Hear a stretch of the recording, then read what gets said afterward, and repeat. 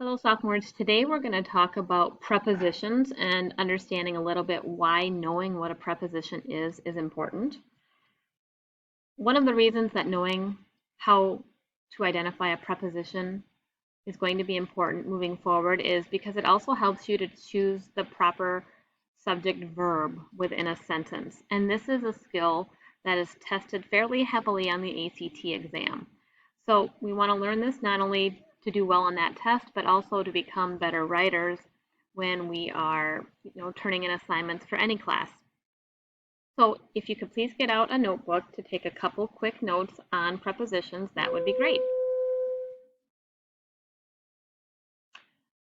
Okay, so I was taught when I was in school something called the rabbit rule. And I've always found this to be very helpful in being able to identify prepositions. Write in your notebook the following sentence. The rabbit ran, blank line, the hill. You can see it in highlighted yellow.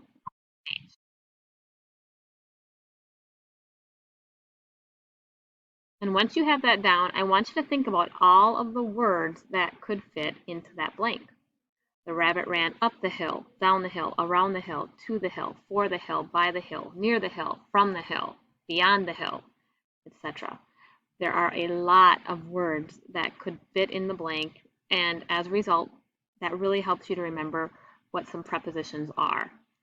That's not to say that every word that is a preposition will fit in that blank, but a lot of them will. There are two very common prepositions that are an exception to this rabbit rule, and I would write these on your page as well. The words of and with also serve as prepositions but don't work with the rule. So those are two that you just need to memorize. One thing to know is if you remove a prepositional phrase from a sentence, you will still have a complete sentence. So in the example above, if I were to fill in the blank with the rabbit ran beyond the hill would be the prepositional phrase. And if I cross that out and I read what's left, it still has to be a sentence. The rabbit ran is a sentence. We have a subject and a verb. So remember, anytime you have a prepositional phrase and you cross it out, what's left still has to be a sentence. By crossing out prepositional phrases within sentences, it helps you to find the correct verb. So if you look at the sentence below and read it with the crossed out information still in it, it would read, each of us were excited with the new puppy. If you were asked on an exam to choose between was and were, a lot of students wouldn't necessarily get this correct. Some people might choose each of us were excited with the new puppy because it doesn't necessarily sound that wrong to our ear. But if we go back and we look for prepositional words, in this case you can tell both of the exceptions are in the sentence, of and with, and we cross out the prepositional phrases in both examples. And then we read it to ourselves. Each was excited. Hopefully sounds more correct to your ear.